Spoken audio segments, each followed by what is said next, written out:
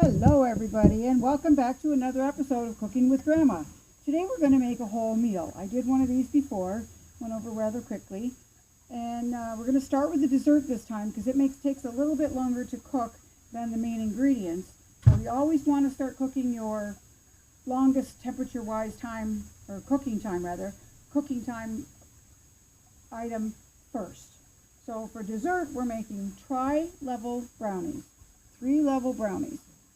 Now, the first thing we do is we put 1 cup of quick oats in our bowl. The first 4 ingredients goes in, and you bake this for a little bit, and this makes a crust. So there's 1 cup of oats, and then 1/2 a cup of flour, and 1/2 a cup. This is really easy. It's a little time consuming because you have to do it in separate stages, but it's easy. It doesn't take too much ingredients that are too expensive. And you need 1/2 a cup of packed brown sugar. Most of the time when a recipe calls for brown sugar, it's always going to call for packed. You want it nice and tight in there, flop out in a little ball. Okay, so you take the first 4 ingredients. That's the oats, the flour, the brown sugar, and 1/4 teaspoon of baking soda. In there. Okay, I'm just going to give that a little mix before I put the butter in there, just to kind of make sure that baking soda is all mixed up and get the lumps out of my brown sugar. They'll bake out, so you don't want to have to worry about it too much, but go with the flow.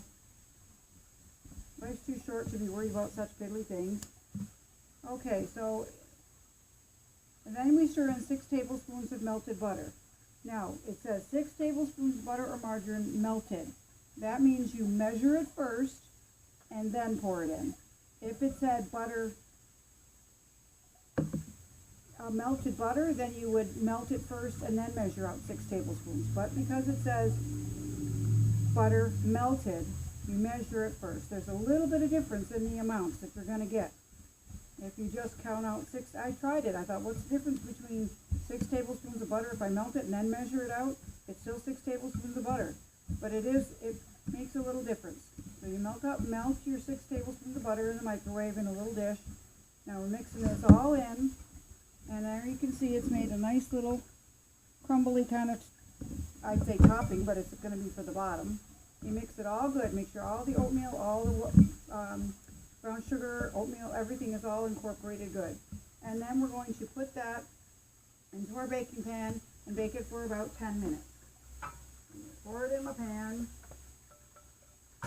You give it a little pat down. You want it kind of firmly down there because this is your bottom crust, so you want it good and hard to get on the bottom to cut when you cut into your brownie. So there we go. That's what it looks like right now. So now I'm going to put this in the oven for 10 minutes. Set my timer. There we are, 10 minutes. Now you can use the same bowl because everything's pretty much dumped right out of it. Why dirty another one, right? So then while that's baking, we're going to make our middle layer. So for the middle layer, you combine the sugar, butter, and chocolate and beat well. Okay, so 3/4 cup granulated sugar. And it does call for a square of baker's chocolate. I don't have that. I have cocoa, so in my past videos I showed you how to make cocoa into melted chocolate. So which is actually what I'm going to do right now. I'm going to put this in a bowl, and I'm going to melt the butter. Melt some butter up and add my cocoa to it and get that started while I'm doing some of the other stuff here in this recipe. I'm going to put a couple of tablespoons of butter in a bowl and melt it.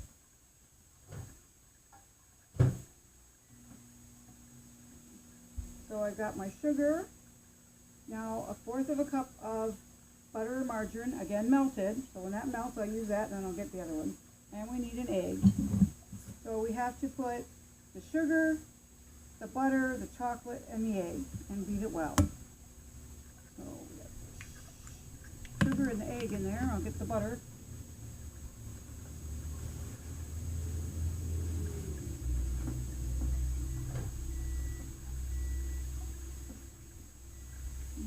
got 1/4 of a cup of butter melted. There it is. Now I'm going to put a little bit more butter into the microwave and melt it to add my chocolate to it to make it simulate a chocolate bar.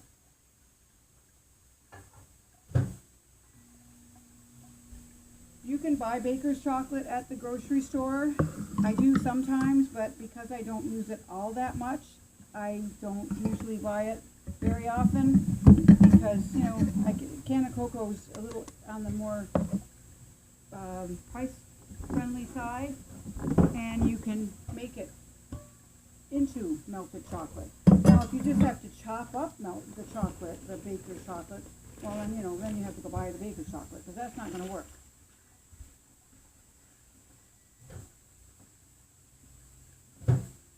Got my melted butter. I'm going to put in my couple of tablespoons of cocoa, and that is about all I've got. I have just enough for this recipe. Mix that up, and you see there it is, just the cocoa and the melted butter, and look at how it's transforming. It looks like you've just taken a bar of chocolate, baker's chocolate, and put it on a double border and melted it down. There it is, all nice and smooth, just like it would be if you would have melted it. So I'm going to go ahead and add that into my bowl. All that chocolatey goodness. Now this is unsweetened cocoa, but because of the amount of sugar that's in this recipe, it's going to be all right. It's going to be, it'll balance it out. And it does call for 1 square unsweetened chocolate, so it's the same thing. And I just use baker's cocoa, great for baking, and hot chocolate, and it's unsweetened. There we are. Okay, so you take your granulated sugar, butter, and chocolate, and an egg, that's in there, and you beat that well. Then you stir together a 2/3 cup of flour, alternately with the mixture of milk and vanilla, mixing after each addition. So get this all mixed in real good. This is one of those, what I said, time consuming. It's not like you can just dump it all in the bowl and you're all set. You have to kind of do steps with this where you don't have to on other recipes. But it's okay because it's really worth it in the end. It's so delicious. Okay, so now we have to get another little bowl out because you have to measure out your flour, flour and baking powder. Let's see, it calls for 2/3 of a cup of baking powder. Okay, flour, so I can just use a small bowl. 2/3 of a cup. I'm going to grab my 1/3 measuring cup. There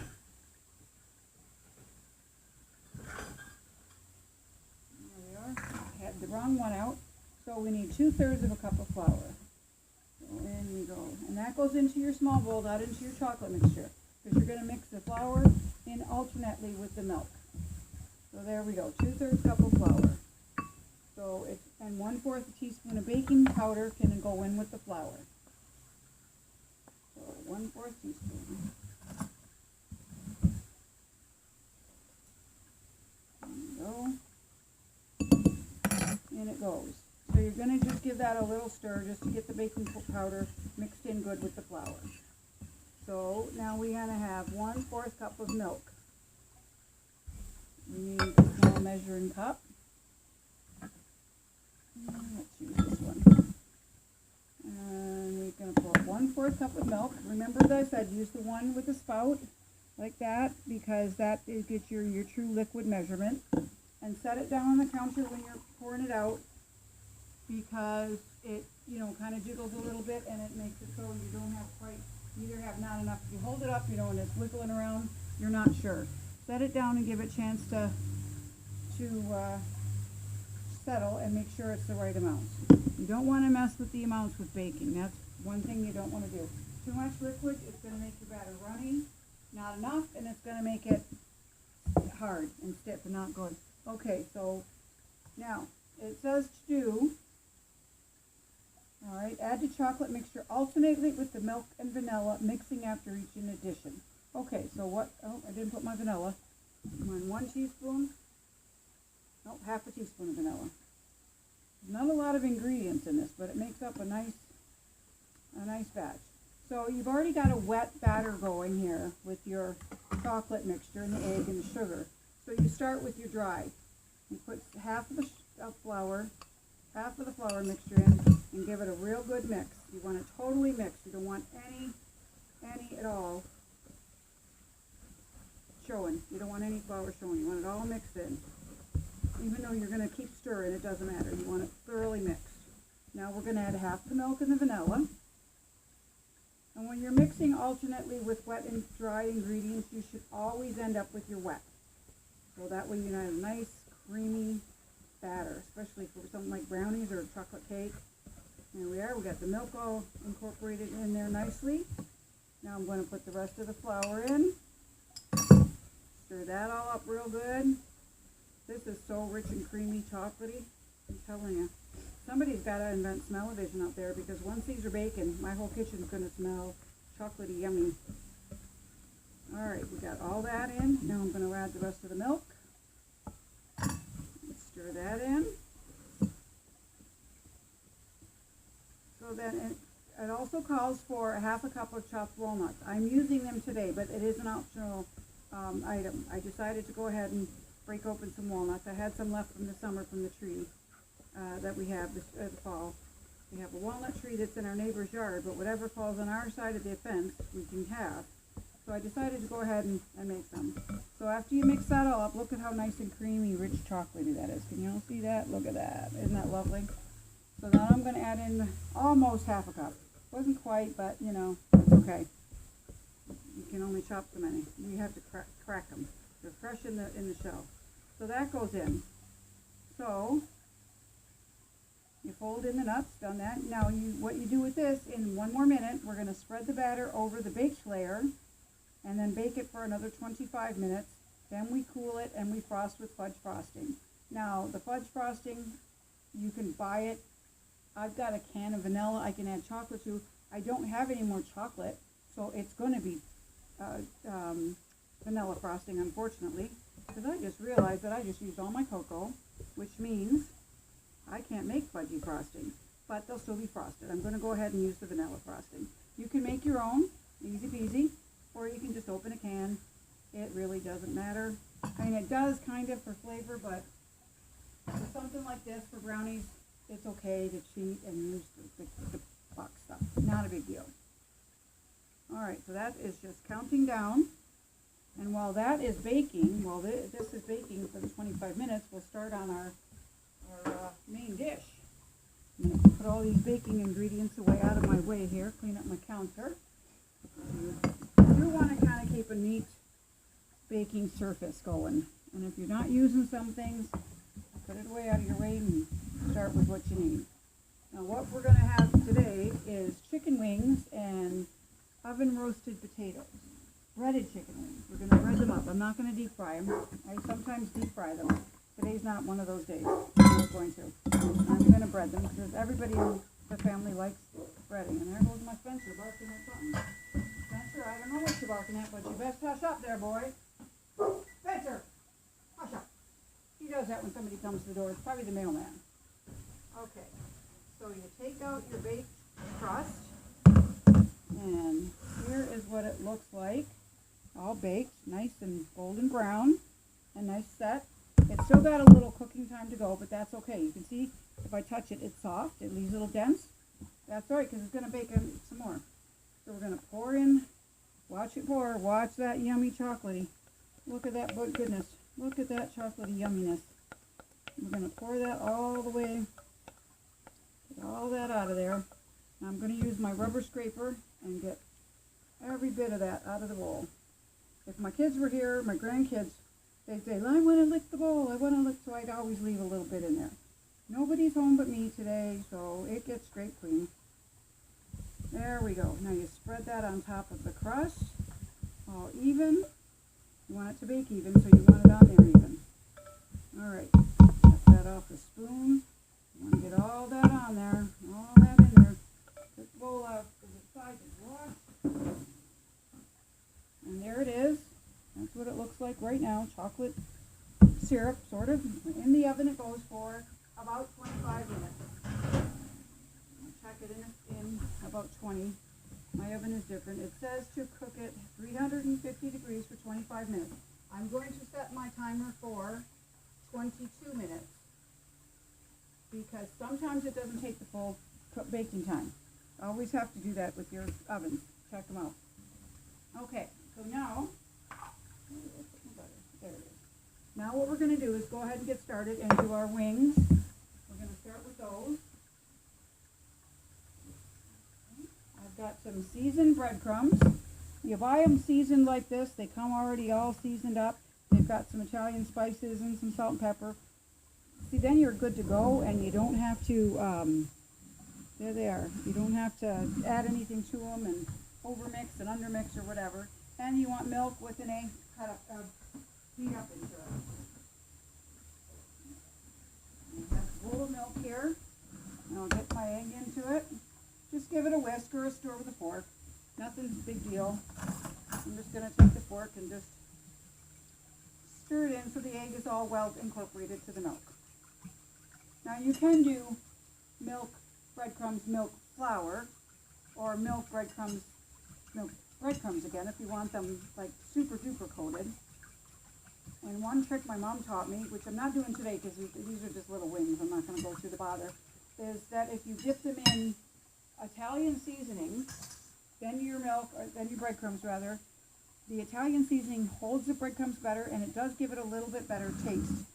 Today I'm not doing that only because they're just little itty bitty wings. I'm not gonna waste my time. I've got my casserole dish, my pan here all buttered, ready to go.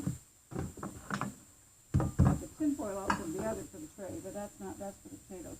So we got it in like a line here. You got breadcrumbs, milk, pan. Chicken, breadcrumbs, milk, pan. And I have my chicken sitting here on a paper towel just to kind of dampen it a little bit, you know, dry it off just a little bit. There's one for the garbage because it went on the floor. Now you can wash it off if you like. You know, it's not that big of a deal. It's going to bake anyway. Some people think, ew, gross, she's washing off that chicken. You know, why waste it? Just wash it off. My floor is clean. Alright, so you go for, and now if the chicken wings are really dry, you might have to double. So you use one hand because you don't want to get both hands goopy. You dip it in the breadcrumbs and coat it. Dip it in the milk and then back into the breadcrumbs. Now you've got it. Now you can again do this again and double coat them. This is not double coating. This is single, but there's what it looks like, all coated. So that's good. We're going to put that in the pan. So there we go. So it's easy. Breadcrumbs, milk. You can use water, but milk is just creamier and nicer. Breadcrumbs, milk, breadcrumbs, pan. Just like that. And use one hand, like I said, so you're not glopping up everything. Breadcrumbs, milk, and you just keep doing this till they're all done. Sometimes what I do is I put the breadcrumbs in a little baggie, and I put like 4 or 5 chicken wings at once, or chicken pieces, whatever I happen to be doing, and you know, that way you can shake them. You know, shake and bake was an old-fashioned. I think you can still buy that stuff actually.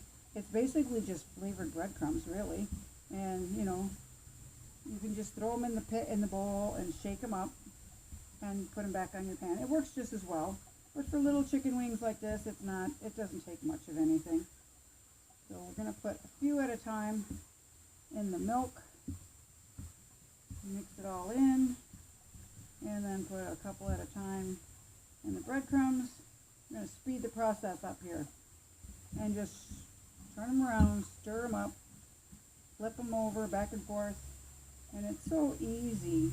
And you can go ahead and go down to the store, go down to Kentucky Fried Chicken and buy some chicken wings, or go to like Zare's, they have them already pre-cooked. They're good there. I've had them. $5 gets you some wings and some potato wedges, and they're darn good. But, you know, why spend the money when you can go and buy a whole big bag of wings and have them for 2 or 3 meals, you know, and you can just go ahead and make them yourself. It's a little time consuming, but it's not that bad. I mean, I've already done 2, 4, 6, 8, 10 wings in just this couple minutes I've been talking to all y'all. And it's real easy. So, I mean, it doesn't take a lot of ingredients. You can buy breadcrumbs for a couple dollars for a big jar of them at the grocery store by the bread. And then, of course, you know, everybody's got milk and eggs on hand. Doesn't take much. I got probably about a cup and a half of milk in there, I would think. I never measure it. I just pour it until the bowl is about halfway, 3/4 the way full. And if I have to add more, I just add more. I don't worry about it. If I'm writing down the recipe, then I'm going to have to think, okay, I guess I put 2 cups of milk, you know. But it's basically just dip them in milk and breadcrumbs. And I've got 18 or so wings here. Excuse me. And I'm just going to go ahead and finish off these last few. I'm going to need some more breadcrumbs though. I didn't have quite enough in my bowl.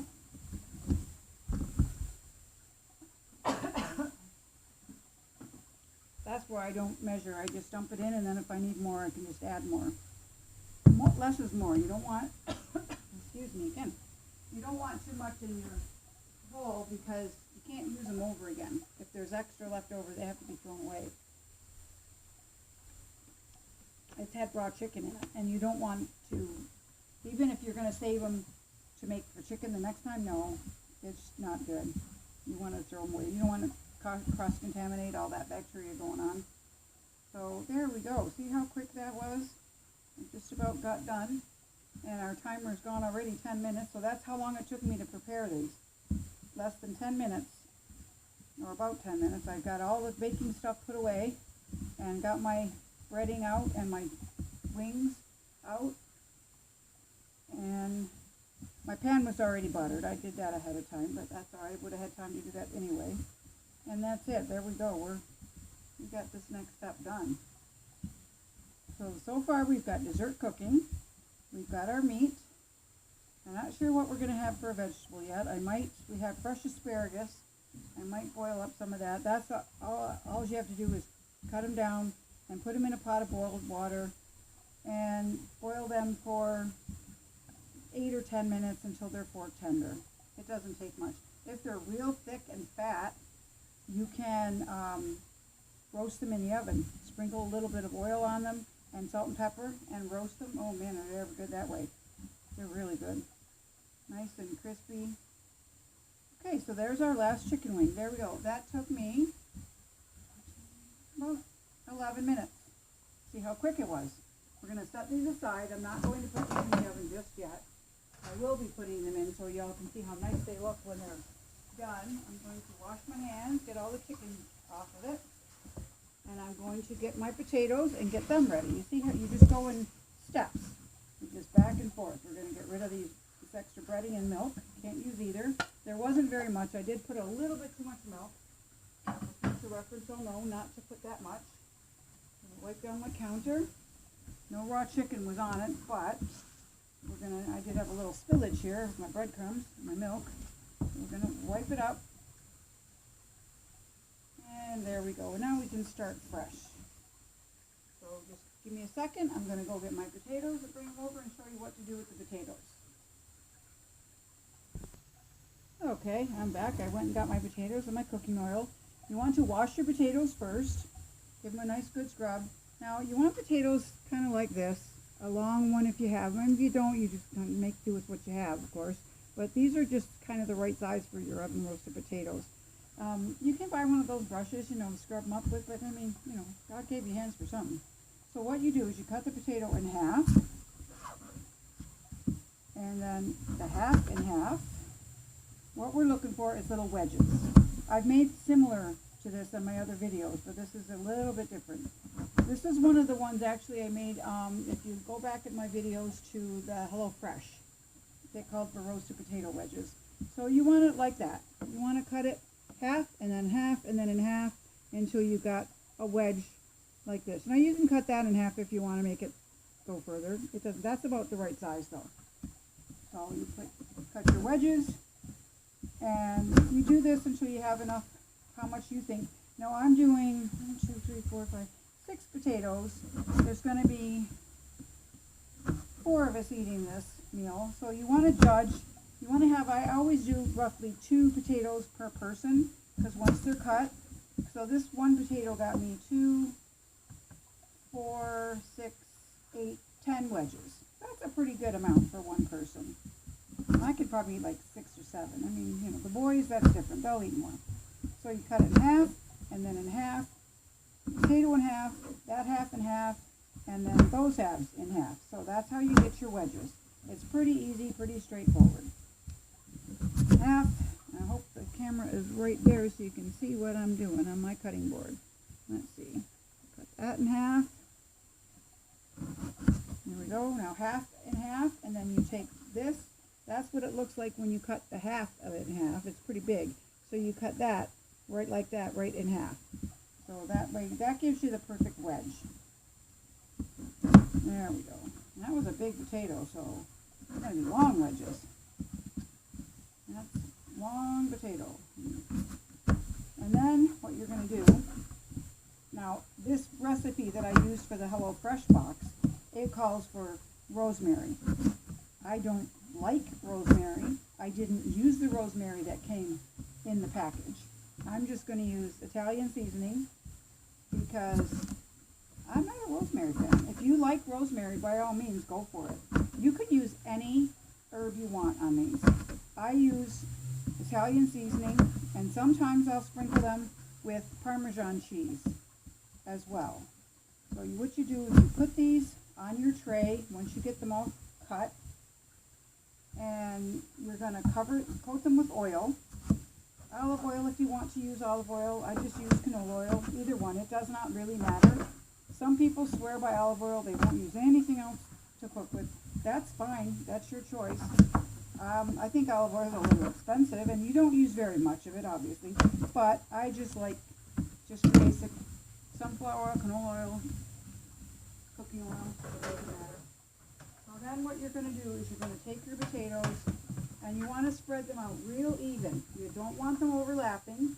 Even if you have to use 2 pans, don't overlap them because they have to have time to, you know, cook all the way through. And if one is on top of the other, it's not going to cook through like some of them will. Some will be cooked. And again, try to get them relatively all the same size because that's going to make a difference in your cooking time as well. If you've got real skinny little tiny ones versus big thick ones, they're not going to cook evenly. I'm going to need 2 trays because these are big potatoes. So, get another piece out here. And put these on the tray. Now that took me all of about, I don't know, 6-7 minutes. Washing the potatoes. I'm not going to use these pieces because they're way too small. I washed the potatoes. You don't have to peel them. You can if you choose. But the skin tastes real nice when it's baked. Wash the potatoes off, cut them in the wedges, and put them on the baking sheet. That's all there is to it. So dinner tonight is breaded baked chicken wings. I'm not deep frying them, I'm baking them. It tastes good that way. It's a little healthier option than deep frying. It's a really thick wedge. I think I'm going to cut this guy right down the center and make it a little thinner. That was way too thick. It would have taken a lot longer to cook than all my other pieces. When you get big potatoes, sometimes you do have to cut it 1 extra cut because you want them all the same size. So there's our potatoes. So now you take the oil and you can put it in get a measuring cup with a spout. Instead of just pouring the oil right on them, like out of the bottle, and it's going to come out, it's going to go everywhere. If you take a measuring cup with a spout and just drizzle it all down upside and all down the other, and then on my other sheet, drizzle more. You want them all coated with the oil. Because what you're going to do is you're going to go like this. See my hands? I'm mixing them all up. I'm turning them over, mixing them up so all sides are coated with oil. You want every side coated with the oil. It's a little messy. You can do it with a fork or spoon if you like, if you don't want to get your hands messed up. You know, it's nothing. Wash them. So there we go. We got them all nicely covered with the oil. And I'm going to wash my hands before I put my spices on there. A little soap and water. Washes off real easy. Nothing gross or yucky, it's just a little oil. Dry them off. Now I'm going to use Italian seasoning rather than rosemary. Again, you can use rosemary if you like. If that's what your preference is, you go right ahead and use it. That's what the recipe calls for. I just don't use it because, if you don't like something, there's lots of other things you can substitute for it. So there, I got my Italian seasoning out. What I'm going to do is I'm going to pour this into my hand and then just take and sprinkle it very gently over the potatoes. You don't want a lot all in one potato because then it's going to taste too overdone, too much spice on it. Just want a nice single coating.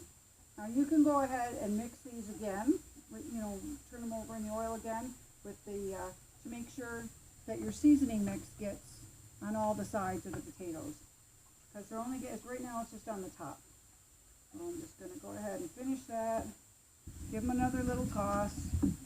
Make sure, because some of the seasoning went onto the tray, which is good because then when you turn it over, it's going to be on both sides.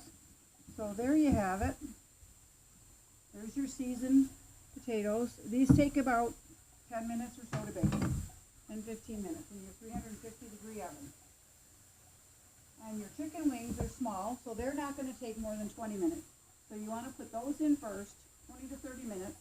You want to put those in the oven first for half the cooking time, and then put your potatoes in. That way your potatoes are done when your chicken's done, and you eat everything all at once. And you start, if you're having the asparagus or any vegetable that you have to boil, you start those about 10 minutes after your potatoes go in, so everything is done at the same time. Cooking is timing. You have to do the things that take the longest first and then work your way down. So now my brownies have 3 more minutes or so to go. So I will finish cooking those, and I will come back and show you everything that is already cooked. See you in a bit. Okay, I am back, and I just would like to show you the finished product. There is our nice golden brown, yummy, crispy chicken wings. There we get a nice close-up of those.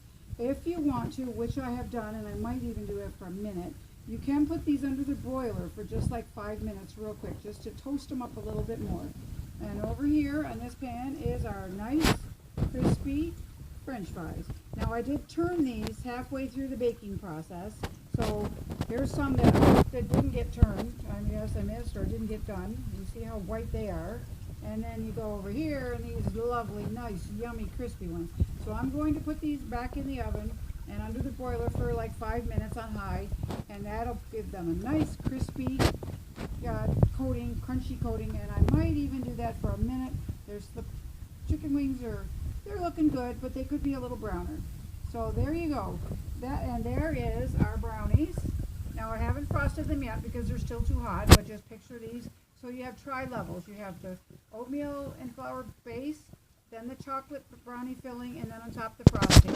So that's what is for dinner tonight. Breaded chicken wings,